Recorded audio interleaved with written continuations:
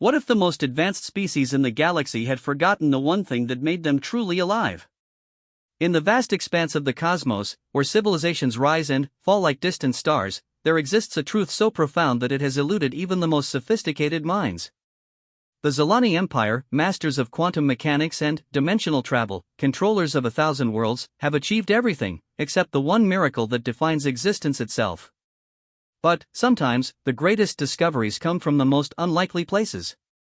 Sometimes, a shy alien girl's innocent curiosity about a primitive species can unlock secrets that reshape the understanding of life, love, and what it truly means to be sentient. This is the story of how humanity's most basic biological function became the galaxy's most coveted mystery, and how one young Zilani's questions would challenge everything her people believed about strength, survival, and the purpose of existence. Welcome to a tale where the hunters become the students, where advanced technology bows to ancient biology, and where the shy whisper of wonder proves more powerful than the roar of conquest. Zira pressed her pale blue fingers against the observation deck's cool metal surface, watching the small blue planet rotate slowly beneath their massive research vessel.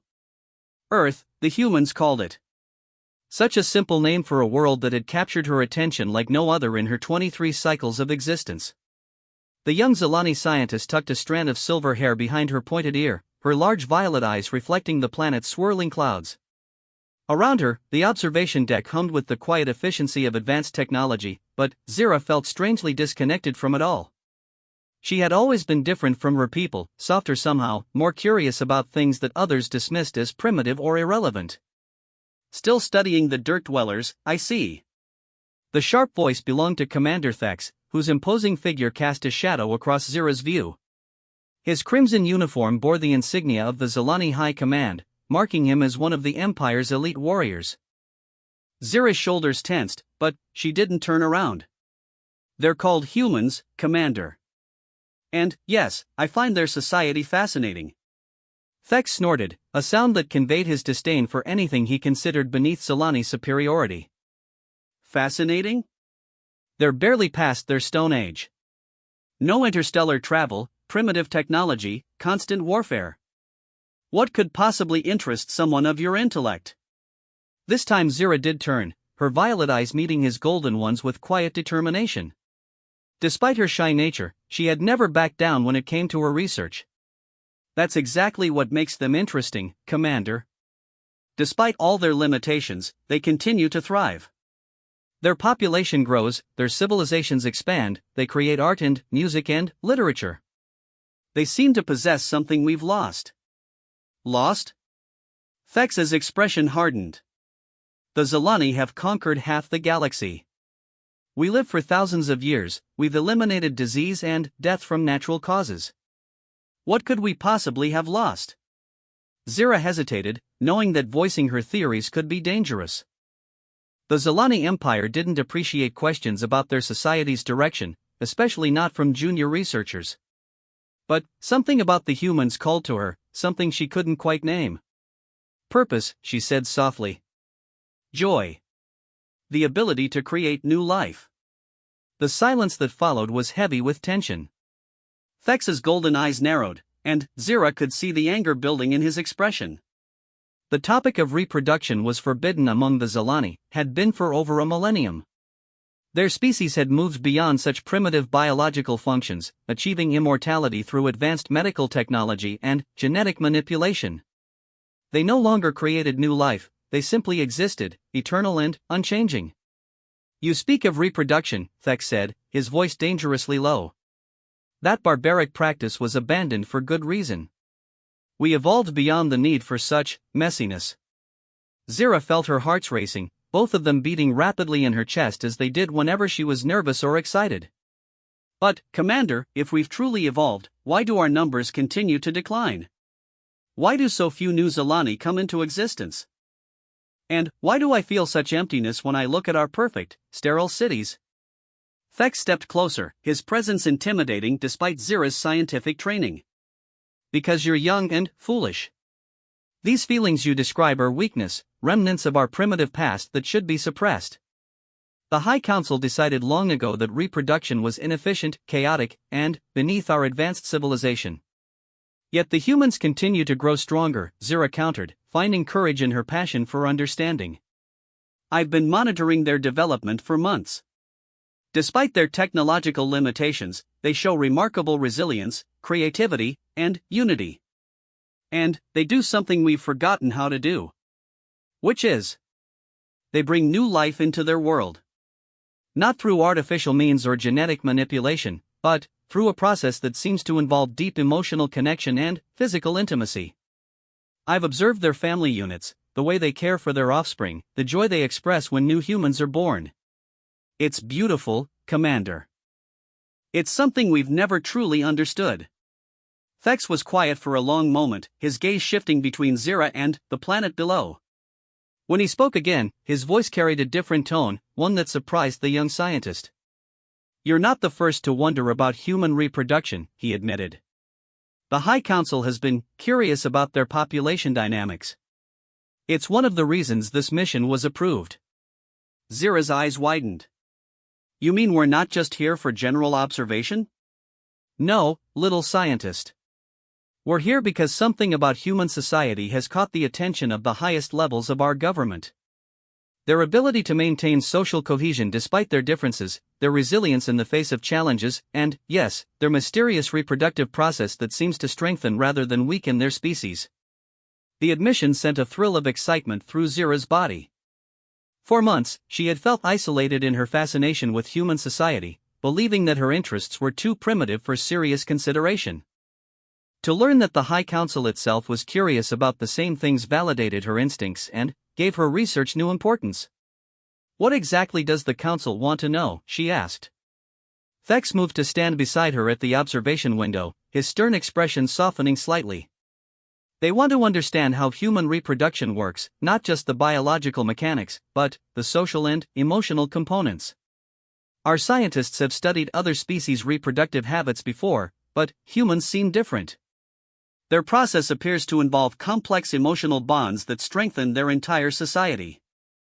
Zira nodded eagerly. "I've noticed that too. Human pairs seem to form deep connections before they reproduce, and these connections often last for their entire lifespans. They call it marriage, and it appears to be more than just a reproductive arrangement. It's a partnership that encompasses all aspects of their lives." "The Council finds this particularly intriguing," Thex continued. "Among the Zilani, relationships are typically temporary and based on mutual benefit or intellectual compatibility. We've never developed anything comparable to human marriage. They want to know if there's a connection between this bonding behavior and humanity's continued vitality as a species." The conversation was interrupted by a soft chime from Zira's personal communicator. She glanced at the device and felt her excitement spike. "Commander, I've been monitoring a particular human settlement for weeks. There's a female who appears to be in the late stages of pregnancy. If my calculations are correct, she should give birth within the next few days. This could be our chance to observe the human reproductive process firsthand." Thex's interest was immediately apparent. "Show me." Zira activated her portable display unit, projecting a three-dimensional image of the human settlement. The village was small by human standards, nestled in a valley surrounded by green hills and forests. The buildings were simple but well-maintained, and the humans moved about their daily activities with an energy and purpose that Zira found captivating. There, she pointed to a modest dwelling near the center of the village. "The female's name is Sarah, and her mate is called David. I've been tracking their behavior patterns, and they've exhibited all the signs I've associated with impending reproduction." Thex studied the image carefully. "What kind of signs?" "Increased nesting behavior, gathering of resources, visits from other females who appear to be experienced in reproduction, and, most interestingly, heightened protective behavior from the male. David has barely left Sarah's side for the past week." "Protective behavior?" "Yes, Commander. It's one of the most fascinating aspects of human reproduction. The males don't just participate in the initial biological process, they remain involved throughout the entire gestational period and continue their protective and supportive role after the offspring is born. It's completely unlike anything we see in Zilani society." Thex was quiet for several minutes, processing this information. Zira watched his expression, hoping that her research was proving valuable enough to warrant continued observation. The council will want detailed reports on this birth, he said finally. You'll need to document every aspect of the process, from the pre-birth preparations to the actual delivery and the immediate aftermath. Pay particular attention to the social dynamics and emotional responses of all involved humans. Zira felt a surge of gratitude and excitement. Thank you, Commander. I won't disappoint the council. See that you don't, Thex replied, but his tone was gentler than before. This research could be more important than either of us realizes. The Zilani Empire has achieved great things, but perhaps it's time we considered what we might learn from a species we've long considered primitive.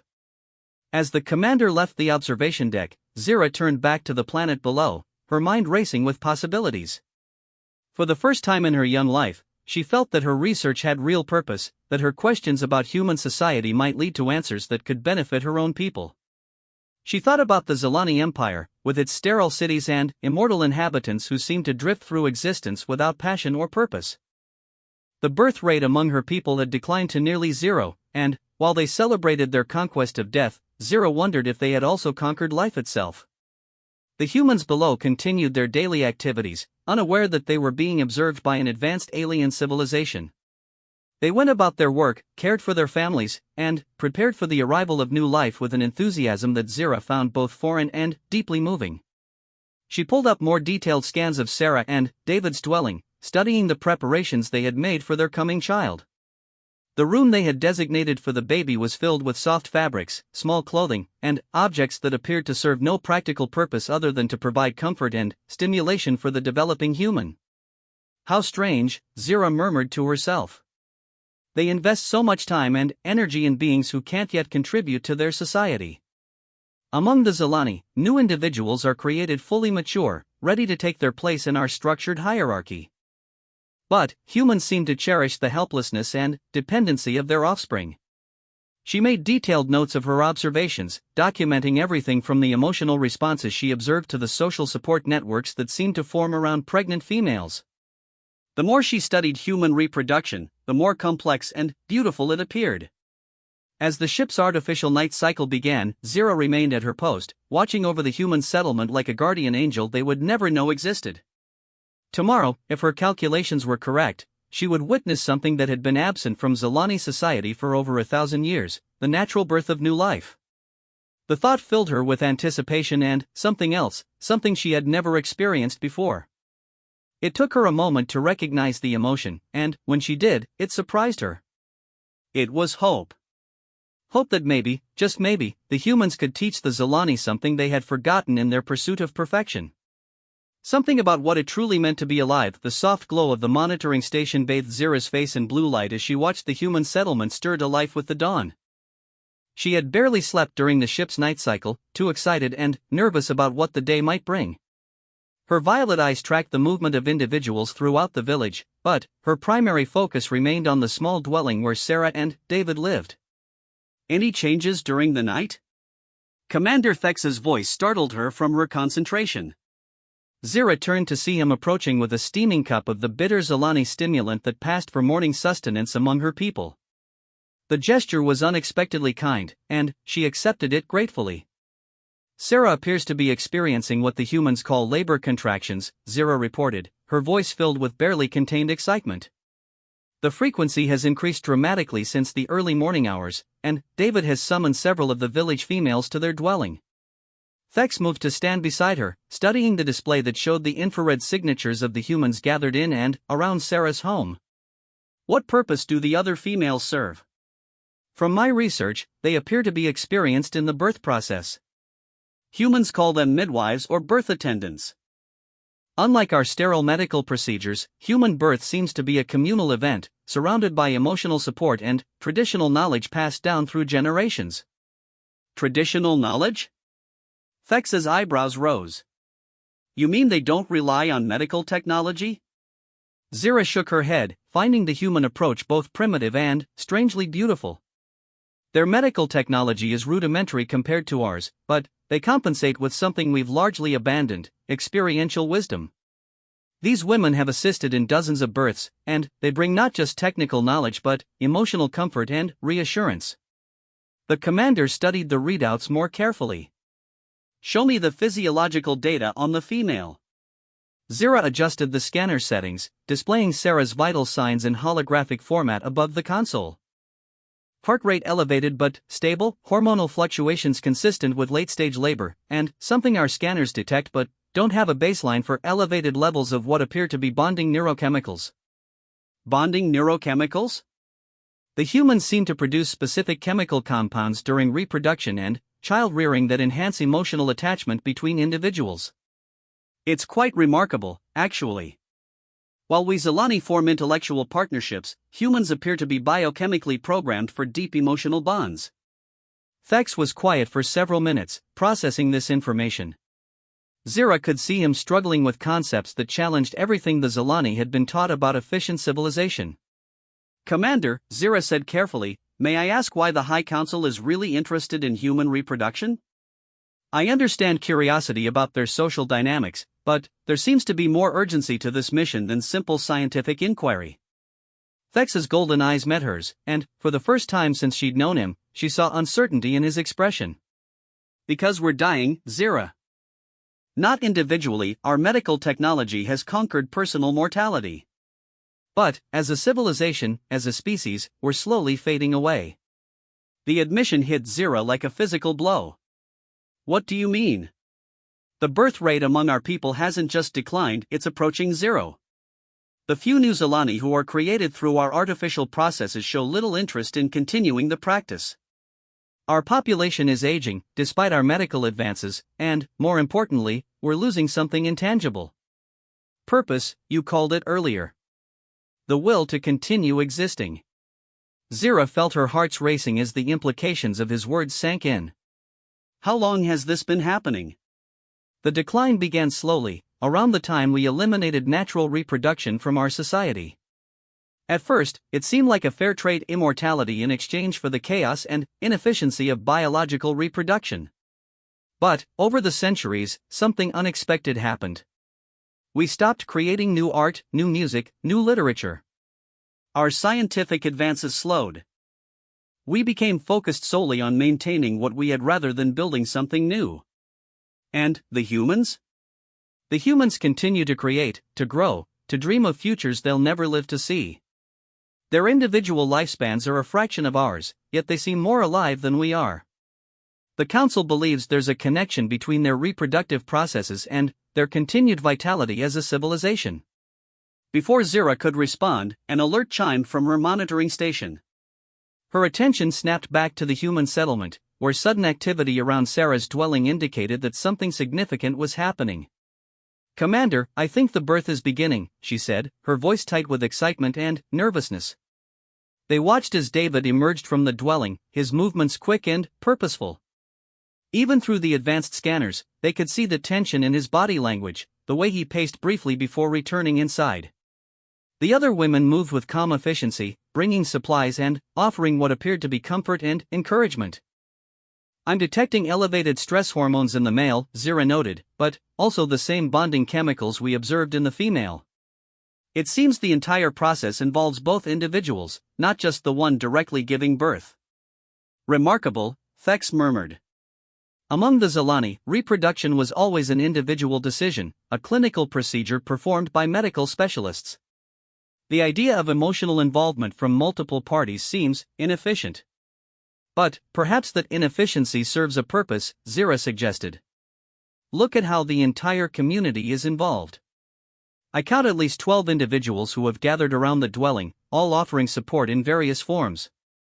This isn't just about creating a single new individual, it's about strengthening the bonds between existing members of their society. The hours that followed were unlike anything in Zira's experience. She had studied the theoretical aspects of human reproduction, but witnessing the actual process revealed layers of complexity she had never imagined. The emotional intensity of the participants, the way they supported each other through what was clearly a challenging and sometimes painful experience, the collective anticipation that seemed to energize the entire community, it was simultaneously beautiful and alien to her Zilani sensibilities.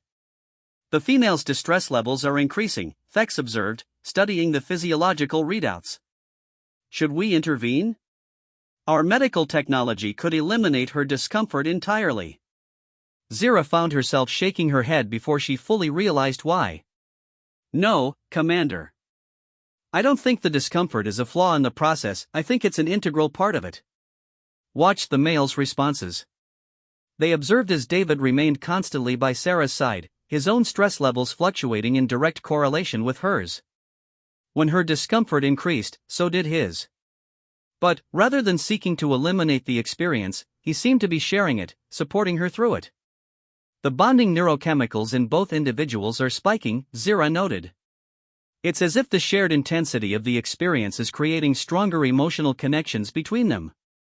Our painless, efficient procedures might actually prevent the formation of the deep bonds that seem to strengthen human society. The breakthrough came in the late afternoon hours. The scanner reading suddenly shifted dramatically, indicating rapid changes in Sarah's physiology. The humans around the dwelling moved with increased urgency, but their movements remained coordinated and purposeful rather than panicked. Something's happening, Zira whispered, her own heart's racing with anticipation. Then, in a moment that would forever change Zira's understanding of life itself, their scanners detected a new heartbeat. Small, rapid, distinctly separate from Sarah's own cardiac rhythm. A new human being had entered the world. By the ancestors, Thex breathed, his usual composure completely shattered. The reaction from the humans was immediate and overwhelming. Through their scanners, Zira and Thex could see the explosion of activity, the embraces, the tears of joy, the way the community gathered to welcome their newest member. The neurochemical readings were off the charts. Every human in the vicinity was experiencing a massive surge of the bonding compounds they had been monitoring. Look at them, Zira said, her voice filled with wonder. They're not celebrating the successful completion of a biological process. They're celebrating the arrival of a new member of their family, their community. This child isn't just Sarah and David's offspring, it belongs to all of them in some way. Thex was studying the readouts with the intensity of a military strategist analyzing a crucial battle. The physiological changes in all the participants are remarkable. It's as if the birth has fundamentally altered their brain chemistry, strengthening the social bonds between all the individuals present. And that's not all, Zira added, adjusting the scanners to focus on the newborn itself. Look at the child's neural activity. Even at this early stage, the brain is showing patterns that suggest it's already beginning to form connections with the adults around it. The bonding process isn't just affecting the parents, it's creating a network of relationships that will shape this child's entire development. They continued monitoring throughout the remainder of the day, documenting every aspect of the post-birth activities. The humans celebrated with food and music, they took turns holding and examining the baby, and, most surprisingly to the Zilani observers, they seemed to find joy in the infant's complete helplessness.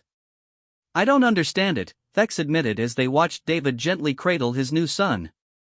The child can't communicate, can't contribute to their society, requires constant care and resources. Yet look at the male's expression. He appears to be experiencing profound satisfaction from this dependent relationship. Zira had been thinking about this very question for hours.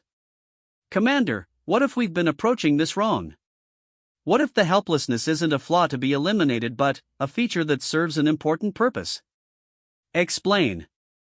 Among the Zilani, new individuals are created fully mature and capable. They enter our society as functional adults who require no guidance or nurturing. But perhaps that efficiency comes at a cost. We never experienced the gradual development of relationships that humans seem to value so highly. Zira paused, gathering her thoughts. Think about it, David and Sarah will spend years caring for this child, teaching it, protecting it, watching it grow and develop. Every day will bring small changes, new milestones, shared experiences that bond them together as a family unit. By the time the child reaches maturity, they will have formed connections deeper than anything we experience in our efficient, adult-to-adult relationships. You're suggesting that the inefficiency is actually a feature, not a bug, Thex said slowly. Exactly. The time and energy they invest in child-rearing isn't wasted, it's what creates the strong family bonds that seem to be the foundation of human society.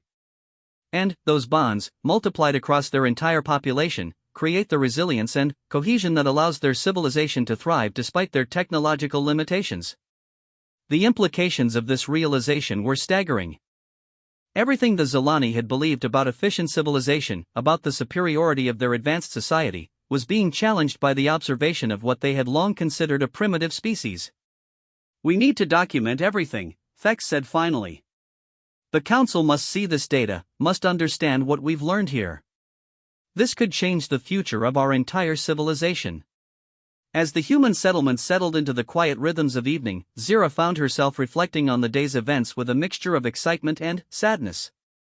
She was excited about the implications of their discoveries, the potential for her people to learn something valuable from humanity. But she was also sad, because she was beginning to understand what the Zilani had lost in their pursuit of perfection.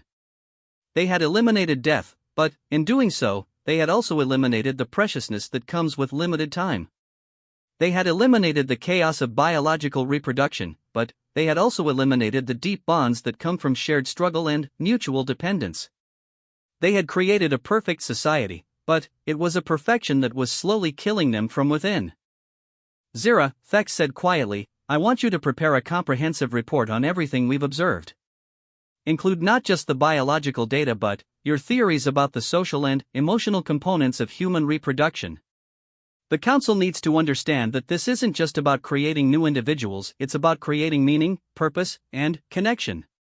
"Yes, Commander," she replied, but her thoughts were already racing ahead to the challenges they would face. How could they convince a civilization that had spent centuries perfecting itself that the answer to their problems might lie in embracing imperfection? How could they explain to immortal beings that perhaps the key to truly living was accepting mortality? As she began compiling her observations into a formal report, Zira couldn't shake the feeling that she was documenting more than just an alien reproductive process. She was documenting a fundamentally different way of being alive, one that might hold the key to saving her own people from the sterile perfection that was slowly destroying them. The shy Zilani scientist had come to Earth expecting to study primitive aliens. Instead, she had discovered that the primitives might be the teachers, and the advanced civilization might be the ones who had forgotten how to truly live. 3 days had passed since the birth of Sarah and David's son, and Zira found herself completely absorbed in documenting the aftermath. What she had initially expected to be a simple biological event had revealed itself as an ongoing social phenomenon that continued to fascinate and surprise her. She sat in her private quarters, surrounded by holographic displays showing various aspects of human life in the village below. Her report to the High Council was growing longer and more complex with each passing hour, as she struggled to capture the full significance of what she was observing. "Computer, display family unit interaction patterns for the past 72 hours, she commanded. The air around her filled with three-dimensional graphs and charts showing the movement patterns, interaction frequencies, and physiological readings of Sarah, David, and their new infant. What she saw challenged every assumption the Zilani had about efficient social organization. "Fascinating," she murmured, studying the data. "The infant requires attention every few hours, completely disrupting the parents' normal activity patterns. By Zilani standards, this should be causing stress and reducing their overall productivity. But look at their neurochemical readings." She highlighted specific sections of the data, showing that despite the obvious disruption to their routines, both Sarah and David were exhibiting elevated levels of satisfaction and contentment. Even when they appeared exhausted from lack of sleep, their brain chemistry showed patterns associated with fulfillment and joy. "It's as if caring for this helpless being is providing them with something our efficient society has forgotten how to create," she noted in her report. "The inefficiency itself seems to be generating positive emotional responses." A chime from her door interrupted her work. "Enter," she called, expecting to see Commander Thex with another request for status updates. Instead, she was surprised to see Dr. Kess, the ship's chief xenobiologist, step into her quarters. The elderly Zilani's expression was a mixture of curiosity and concern. "Dr. Kess." Zira rose from her workstation, slightly flustered by the unexpected visit. "How can I help you?" "Actually, I was hoping to help you," the older scientist replied, her silver eyes studying the holographic displays with professional interest. "Commander Thex has shared some of your preliminary findings with the senior staff. Frankly, your observations about human reproduction have created quite a stir among the scientific community aboard this vessel." Zira felt a flutter of nervousness. "A stir? Is there a problem with my research methodology?" Dr. Kess smiled, an expression that transformed her typically stern features. On the contrary, your work is excellent. The problem is that it's forcing us to confront some uncomfortable questions about our own society. What do you mean? The older scientist moved to examine the displays more closely. Tell me, Zira, in all your observations of human reproduction, have you noticed anything that reminds you of our own species' history? The question caught Zira off guard. Our history? But, we've been reproducing artificially for over a millennium. There's no comparison to be made. Ah, but that's where you're wrong, Dr. Kess said gently. We weren't always as we are now. Before the Great Advancement, before we conquered death and eliminated natural reproduction, we were much more like the humans you're studying. Zira stared at the older scientist in shock. That's not possible. The historical records clearly state that artificial reproduction was developed because natural methods were inefficient and primitive. The official records, yes, Dr. Kess agreed. But, I'm old enough to remember the transition period. I was among the last generation of Zelani to be born naturally, rather than created in our laboratories. The revelation hit Zira like a physical blow. In all her years of education, she had never encountered anyone who had personal experience with natural Zelani reproduction. The practice had been so thoroughly eliminated from their society that it had become almost mythical. You were born naturally? Zira whispered. I was. And I remember having parents who experienced something very much like what you're documenting in these humans. The overwhelming joy at my birth, the sleepless nights spent caring for me, the gradual development of bonds that shaped my entire worldview. Dr. Kess gestured to the display showing Sarah and David with their infant. What you're seeing here isn't just human behavior, Zira. It's the expression of biological and psychological patterns that once existed in our own species. But, why was it eliminated? If it created the same positive bonds you're describing, why did our ancestors choose artificial reproduction? The older scientist's expression grew sad. Because we became obsessed with efficiency and perfection. The council of that era believed that natural reproduction was holding us back as a species. Children took years to mature, required enormous investments of time and resources, and their development was unpredictable. Artificial reproduction seemed like the obvious solution. And it worked, didn't it? We became the most advanced civilization in the galaxy. Technologically, yes, Dr. Kess agreed. But we lost something in the process. Something that these humans still possess. Zira turned back to her displays, seeing them with new eyes. The bonding process. The sense of purpose that comes from nurturing new life. Exactly. And, more than that, we lost the ability to see beyond our own individual existence. Natural reproduction forces a species to think in terms of generations, of legacy, of the future beyond their own lifespans. When we eliminated that biological drive, we also eliminated the psychological framework that motivates long-term thinking and sacrifice for others. The implications were staggering. Zira sat down heavily, her mind racing through the connections between Dr. Kess's revelations and her observations of human society. That's why their civilization continues to advance despite their shorter lifespans, she realized. They're not just working for themselves, they're working for their children and their children's children.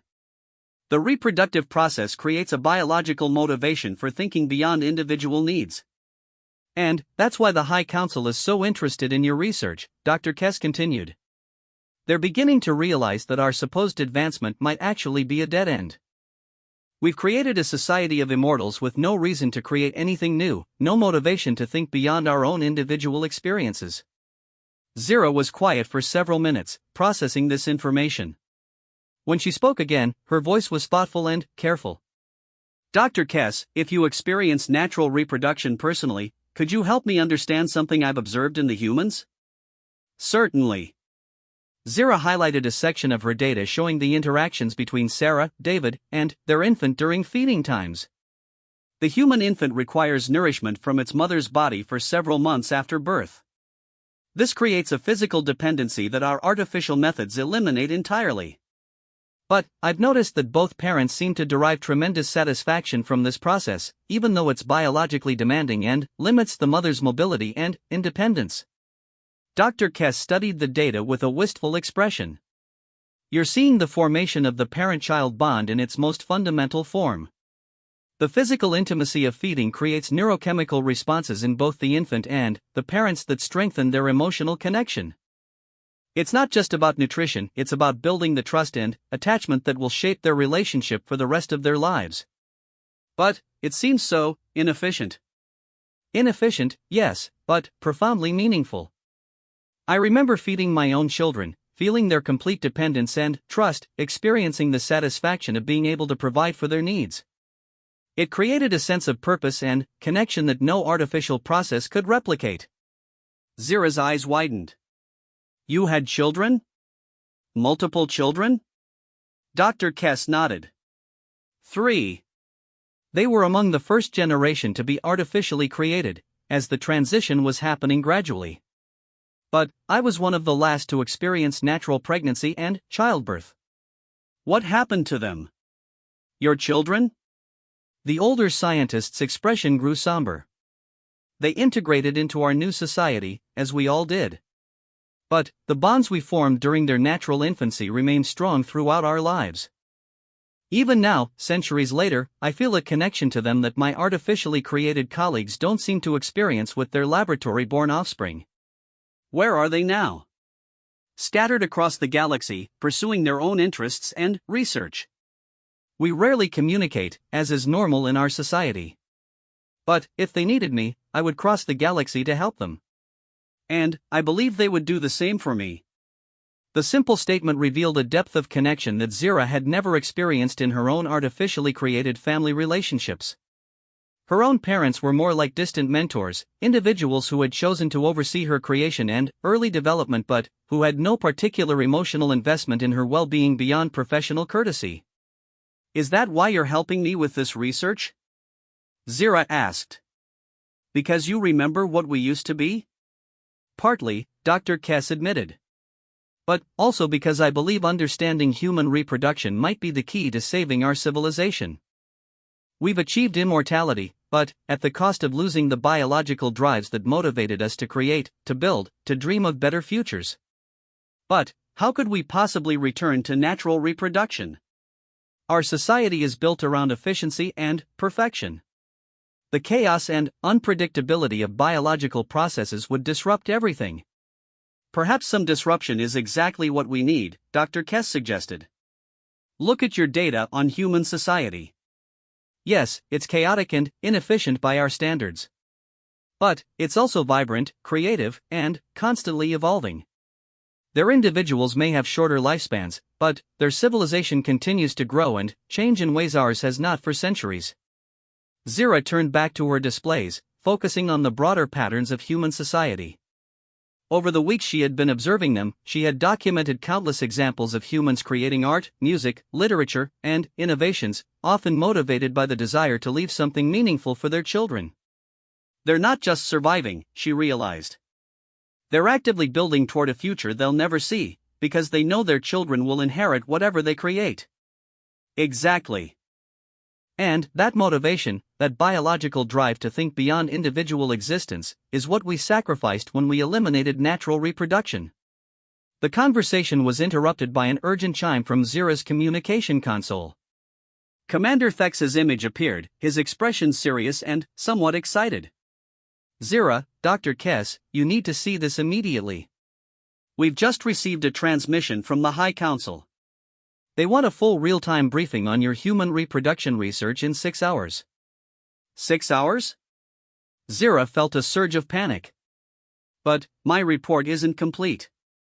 I need more time to analyze the long-term implications of what we've observed. I don't think you understand, Thex continued. This transmission didn't come from the regular Science Council. It came from the Supreme Council itself. The highest levels of our government want to know what you've discovered about human reproduction. Dr. Kess and Zira exchanged glances. Commander, Dr. Kess said carefully, do you know why the Supreme Council is suddenly interested in this research? Thex's expression grew grim. Because our birth rate has dropped to zero. For the first time in our history, no new Zilani have been created in the past year. The artificial reproduction facilities are operational, but no one is choosing to use them. The Supreme Council believes our species may be facing extinction, not from external threats or biological failure, but from a complete loss of reproductive motivation. The silence that followed was heavy with implications. Zira felt the weight of responsibility settling on her shoulders as she realized that her research into human reproduction might be more than just academic curiosity, it might be the key to her people's survival. "I'll have the preliminary report ready," she said, her voice steady despite her racing hearts. "But, Commander, I think the Council needs to understand that what we've learned here challenges everything we believe about advanced civilization." "Explain." "The humans aren't succeeding despite their biological reproduction, they're succeeding because of it. The very inefficiencies we eliminated from our society might be the source of the vitality and purpose we've lost." Thax was quiet for a moment, processing this statement. "You're suggesting that our advancement might actually be a form of decline?" "I'm suggesting that true advancement might not be about eliminating biological processes, but about understanding how those processes contribute to psychological and social health. The humans have something we lost, and if we want to survive as a species, we might need to learn how to get it back." As the transmission ended, Zira looked around her quarters at the holographic displays showing human life in all its chaotic, inefficient, beautiful complexity. In 6 hours, she would have to explain to the highest levels of Zilani government that their perfect society might be perfectly wrong. The shy alien girl who had started this research out of simple curiosity was about to become the voice of a revolution that could reshape the entire future of her civilization. The main briefing chamber had been transformed into something resembling a command center, with holographic displays showing every aspect of human society that Zira had documented over the past weeks. She stood before the massive communication array, knowing that on the other end were the 12 members of the Supreme Council, the most powerful beings in the Zilani Empire. Commander Thax stood at her left, while Dr. Kess positioned herself to the right, lending their support and expertise to what might be the most important presentation in Zilani history. The chamber hummed with the power required to maintain real-time communication across the vast distances of space to the Empire's capital world. "Connection established," announced the ship's artificial intelligence. "The Supreme Council is ready to receive your briefing." The air shimmered, and, suddenly, Zira found herself facing 12 holographic figures seated around a curved table. These were the immortal leaders of her civilization, beings who had lived for millennia and guided the Empire through its greatest triumphs. Their expressions ranged from curious to skeptical, and their collective presence was intimidating beyond anything Zira had ever experienced. "Researcher Zira," spoke the figure at the center of the table, her voice carrying the authority of absolute power. This was High Counselor Vera, the eldest member of the Supreme Council and, arguably the most influential being in the galaxy. "We have reviewed your preliminary data on human reproductive processes. We find your observations intriguing. Please explain why you believe this primitive species might have relevance to our current population crisis." Zira took a deep breath, calling upon every bit of courage she possessed. "High Counselor, honored members of the Council, what I've discovered about human reproduction goes far beyond simple biological processes. I believe the humans possess something we eliminated from our society when we perfected our artificial reproduction methods, the psychological and social framework that motivates a species to continue growing, creating, and evolving." She gestured, and the holographic displays around the chamber shifted to show the birth she had witnessed, the tender care of the parents, and the community celebration that followed. "This is not merely reproduction," she continued. "This is the foundation of their entire civilizational structure. The inefficiencies we observe, the helpless infants, the emotional bonds, the investment of resources in dependent beings, these create the psychological drives that motivate humans to think beyond their individual existence." One of the council members, distinguished by his crimson robes, leaned forward. "Counselor Thane here. Are you suggesting that inefficiency is somehow beneficial? Our entire civilization is built upon the elimination of waste and the optimization of all processes. With respect, Counselor Thane, I'm suggesting that some processes cannot be optimized without losing their essential function. Human reproduction creates neural pathways and social bonds that motivate long-term thinking, sacrifice for others, and continuous innovation. When we eliminated the biological aspects of reproduction, we may have also eliminated the psychological drives that kept our civilization growing. Dr. Kess stepped forward, her ancient status giving her the authority to address the council directly. Honored counselors, I am among the last Zilani to have experienced natural reproduction. I can confirm that the psychological processes researcher Zira describes were once part of our own species' behavior patterns. Dr. Kess, High Counselor Vera's tone held a note of surprise. We were not aware that any survivors of the pre-advancement era were still serving in active research positions. I have lived through the entire transition, High Counselor. I remember what we were like before we perfected ourselves, and I can see what we have become since. And, what, in your opinion, have we become? Dr. Kess's reply was careful but direct. We have become a species without purpose beyond individual existence. We create nothing new, dream of no futures beyond our own experience, and form no bonds deeper than intellectual compatibility. We are immortal, but we have forgotten why immortality might be desirable. The silence that followed was profound. Zira could see the council members exchanging glances, their expressions revealing the first cracks in their certainty about Zilani superiority. Another council member, distinguished by her silver insignia, spoke next. Counselor Zeph here. Dr. Kess, are you seriously suggesting that our elimination of biological reproduction was a mistake? That our technological advancement has somehow weakened us? I'm suggesting that advancement without wisdom can become regression, Dr. Kess replied. We solved the biological challenges of reproduction, but we failed to account for the psychological and social functions those processes served. Zira seized the moment to present her most compelling evidence. Counselors, may I direct your attention to the comparative data I've compiled? The display shifted to show side-by-side analyses of Zilani and human civilizations. The contrast was stark and undeniable. Over the past millennium, human civilization has produced exponential increases in art, literature, scientific innovation, and social development. Their individual lifespans are brief, but their species continues to evolve and create at an accelerating pace. She highlighted the Zilani data. Our civilization has achieved remarkable stability and efficiency. We have eliminated disease, death, and suffering. But our cultural output has declined steadily since the elimination of natural reproduction. Our last great work of art was created over 3 centuries ago. Our scientific advances have slowed to a crawl. We maintain what we have built, but we create nothing new. You're connecting this cultural decline to our reproductive methods? Counselor Thane asked. I'm connecting it to the psychological drives that natural reproduction creates, Zira clarified. Humans don't just reproduce, they bond.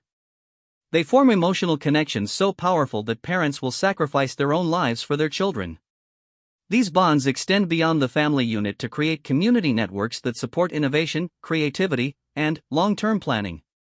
She displayed the neurochemical data from Sarah and David. Look at these readings. The bonding chemicals produced during human reproduction and child-rearing create neural pathways associated with empathy, long-term thinking, and sacrifice for others. These are the psychological foundations of a civilization that continues to grow and evolve. High Counselor Vera studied the data intently. And you believe we lack these neural pathways? I believe we eliminated them when we eliminated the biological processes that created them.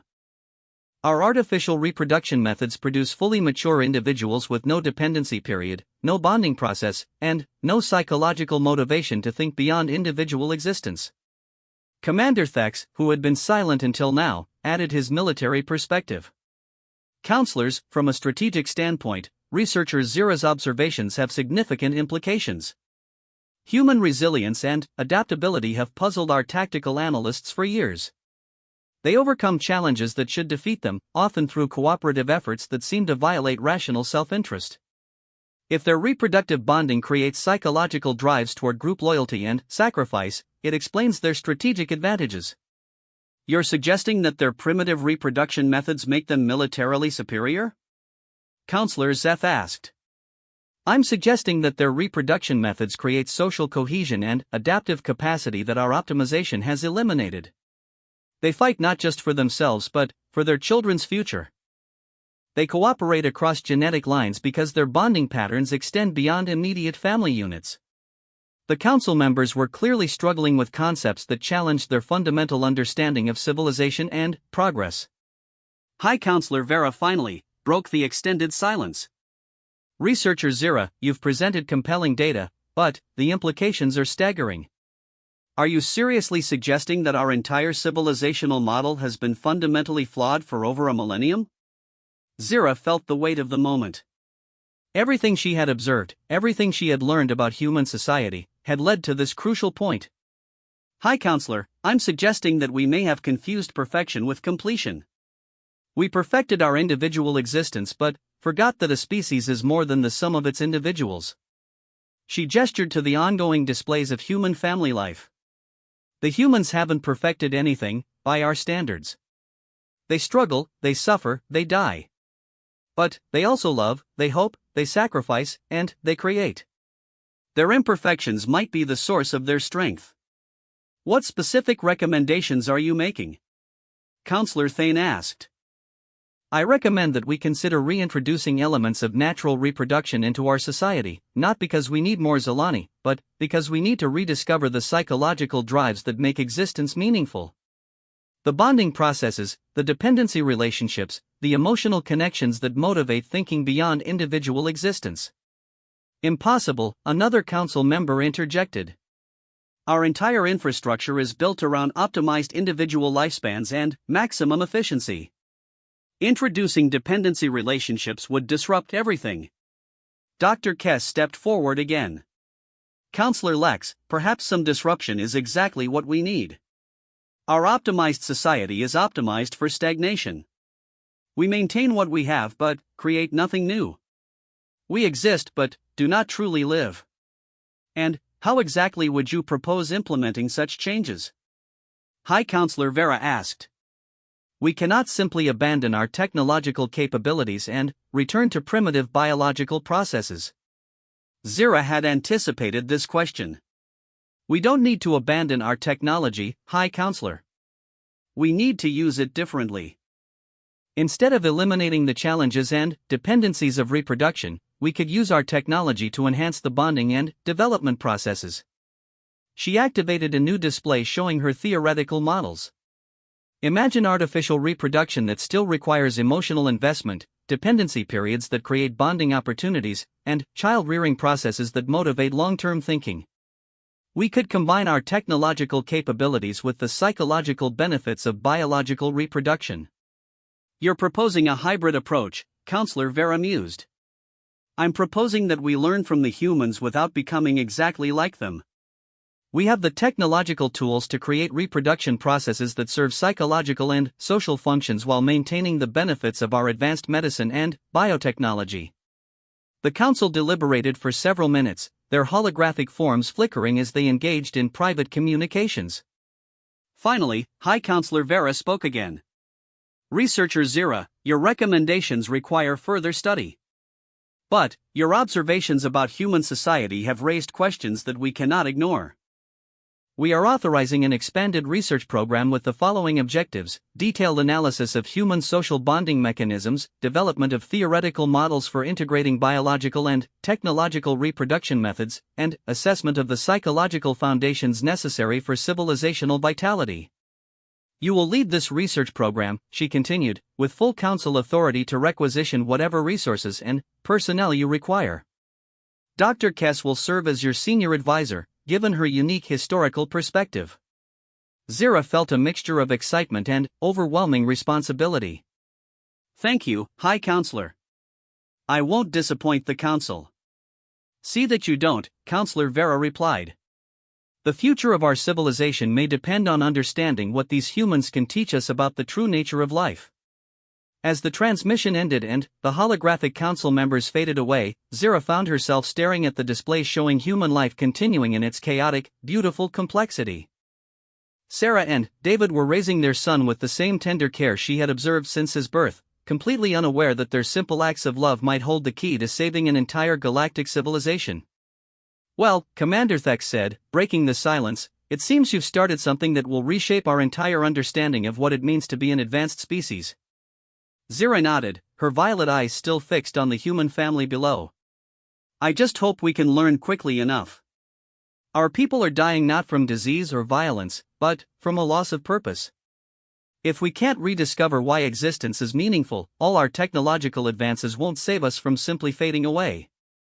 The shy alien girl who had wondered about human reproduction was now responsible for possibly the most important research project in Zilani history. And, somewhere below, completely unaware of the galactic significance of their actions, a human family continued the ancient dance of love, birth, and growth that might save a dying civilization. 6 months after her presentation to the Supreme Council, Zira stood in what had once been a sterile research laboratory aboard the Zilani vessel. Now, the space had been transformed into something unprecedented in their civilization, a family development center designed to test the integration of biological and technological reproduction methods. The first volunteer couples had arrived 3 days ago, 12 pairs of Zilani who had courageously agreed to participate in an experimental program that challenged everything their society believed about efficient existence. They were brave pioneers willing to risk their reputations and social standing to help save their dying civilization. The preliminary bonding assessments are remarkable, Dr. Kess reported, her ancient hands dancing across holographic data displays that showed neurochemical readings unlike anything in Zilani medical history. The couples who have been participating in the preparation protocols are already showing elevated levels of the bonding chemicals we observed in human reproduction. Zira nodded, feeling a complex mixture of excitement and nervousness as she reviewed the data. The preparation protocols were her own design, based on months of studying human courtship and pre-pregnancy bonding behaviors. Instead of the clinical efficiency of traditional Zilani artificial reproduction, the experimental couples were engaging in extended periods of emotional intimacy, shared planning for their future offspring, and the gradual development of deep personal bonds. Look at this, she pointed to specific readings from a couple designated as Test Group 7. Vex and Nira have only been in the program for 2 weeks, but their brain chemistry is already showing patterns we've never documented in Zilani relationships. The empathy centers of their brains are more active than we've ever recorded. It's almost as if the anticipation and preparation for creating new life is awakening dormant psychological capabilities, Dr. Kess observed. Capabilities that have been suppressed by our efficient artificial reproduction methods for over a millennium. Commander Thex approached from across the laboratory, his expression serious but hopeful. I've just received word from the capital. The preliminary reports on our research have had an unexpected effect on the general population. Applications to participate in the experimental program have increased by over 300%. 300%? Zira's eyes widened in surprise. But, we can only accommodate a limited number of participants with our current resources. The Council is authorizing the construction of additional research facilities on 3 different worlds, Thex continued. They want to expand the program as rapidly as possible while maintaining scientific rigor. Apparently, word of our work has spread throughout Zilani society, and many individuals are expressing interest in experiencing the deeper emotional connections we've documented. Zira felt a surge of hope mixed with concern. Commander, we need to be careful about raising expectations too quickly. We're still in the experimental phase. We don't yet know if our hybrid approach will successfully create the psychological benefits of natural reproduction while maintaining the advantages of our technological capabilities. I understand your caution, Thex replied, but we may not have the luxury of extended testing. The latest demographic reports show that our population decline is accelerating. It's not just that fewer new Zilani are being created, existing individuals are showing decreased interest in continuing their existence. Dr. Kess looked up from her displays, her expression grave. What do you mean by decreased interest in continuing their existence? Voluntary termination requests have increased by 40% over the past year, Thex explained. Individuals who have lived for centuries or millennia are simply choosing to end their existence. When questioned, most cite a sense of purposelessness, a feeling that they have experienced everything worth experiencing. The implications were chilling. Zira had been so focused on the reproduction crisis that she hadn't fully considered the broader psychological effects of their society's optimization. They're not dying from disease or injury, they're dying from boredom and meaninglessness. Exactly. And that's why the Council is so eager to expand our research. If the bonding processes we're studying can restore a sense of purpose and connection to existence, it might address both our reproduction crisis and our broader civilizational decline.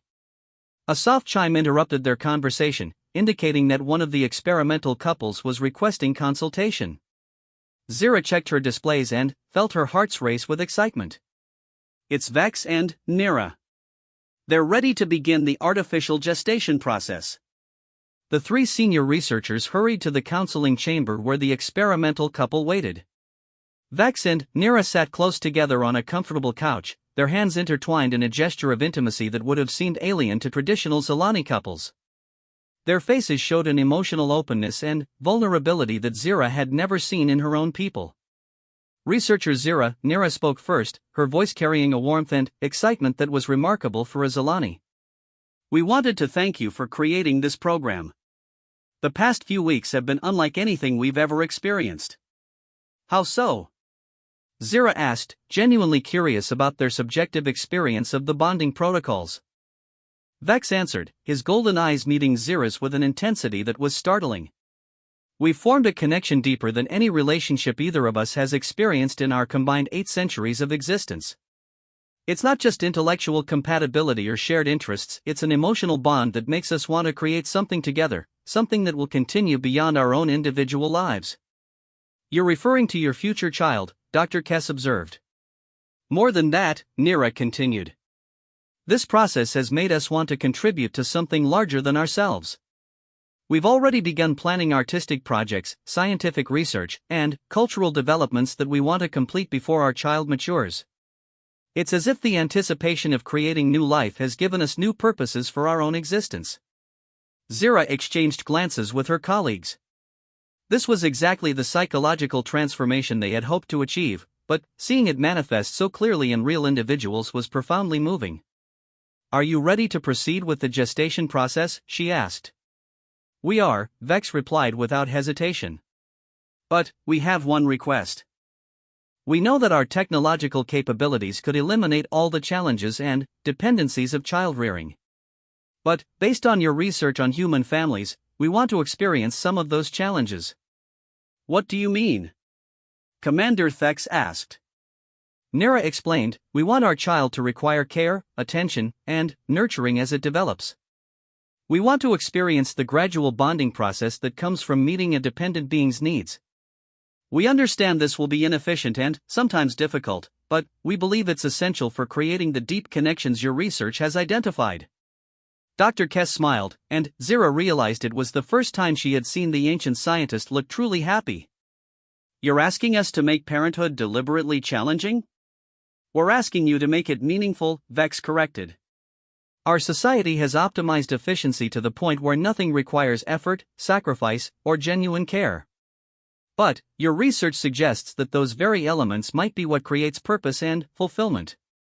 Zira felt tears forming in her eyes, another uniquely human emotional response that she had never experienced before studying their species.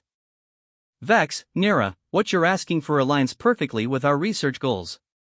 We can design a gestation and child-rearing process that creates opportunities for bonding while maintaining safety and health. Over the following hours, they worked together to design a reproduction experience that balanced Zelani technological capabilities with the psychological benefits of biological challenges. The artificial gestation would include periods of physical connection between Nira and the developing fetus. The birth process would be manageable but meaningful. The infant would be healthy but genuinely dependent on its parents for care and nurturing. As word of Vex and Nira's successful bonding spread through the research facility, other experimental couples began requesting similar modifications to their own reproduction plans. The sterile efficiency that had defined Zelani reproduction for over a millennium was being voluntarily abandoned in favor of the messy, challenging, beautiful complexity of meaningful parenthood. Zira, Dr. Kess said as they completed the documentation for Vex and Nira's case, I think we need to prepare for something unprecedented in our civilization's history. What do you mean? I think we're witnessing the beginning of a cultural revolution. These couples aren't just changing how they reproduce, they're changing how they relate to existence itself. The bonding processes are awakening psychological capacities that have been dormant for generations. Commander Thex, who had been monitoring communications from other Zilani worlds, confirmed Dr. Kess's assessment. The preliminary reports from our research are having effects far beyond reproduction. Individuals across the Empire are expressing interest in forming deeper emotional connections, creating collaborative artistic projects, and planning long-term cultural developments. It's as if understanding how to bond with offspring is teaching our people how to bond with life itself. 6 months later, the first hybrid Zilani child was born to Vex and Nira in a celebration that rivaled the human birth Zira had originally observed. But, this time, she wasn't watching from space as an outside observer. She was present as a friend and the architect of a program that had successfully restored meaning to Zilani existence. The baby was perfect by any standard, but, more importantly, his parents were transformed by the experience of his birth and care. The bonding chemicals that Zira had first observed in human parents now flowed through Zilani neural pathways, creating connections and motivations that had been absent from their species for over 1,000 years. "What will you name him?" Zira asked, holding the infant who represented hope for their entire civilization. "Zen," Nira replied, her voice full of the love and purpose that had once seemed lost to their species forever. "It means new beginning in the old Zilani language." As Zira looked down at baby Zen, then at his devoted parents, then at the other experimental families who had successfully completed the program, she realized that her shy curiosity about human reproduction had led to something far greater than she had ever imagined. She had helped her people rediscover what it meant to truly live. The Zilani Empire would continue to span the galaxy, their technology would remain advanced, and their individuals would retain their extended lifespans. But now they would also have something they had lost: the psychological drives that made existence meaningful, the emotional bonds that motivated creation and sacrifice, and the biological foundations of love that connected them not just to their offspring but to life itself. The shy alien girl who had wondered how humans brought new life into the world had learned that the real question wasn't about biology, it was about purpose, connection, and the courage to remain vulnerable in a universe that often demanded perfection. And, in teaching her people that lesson, she had given them the greatest gift possible: the rediscovery of what it truly meant to be alive. In the years that followed, as Zilani society transformed itself around the principles Zira had discovered, historians would mark her research as the moment their civilization stopped simply existing and began truly living again. The shy observer had become the architect of a renaissance, and the humans below, still unaware of their galactic influence, continued their ancient dance of love, growth, and hope that had saved an entire species from the sterility of their own perfection.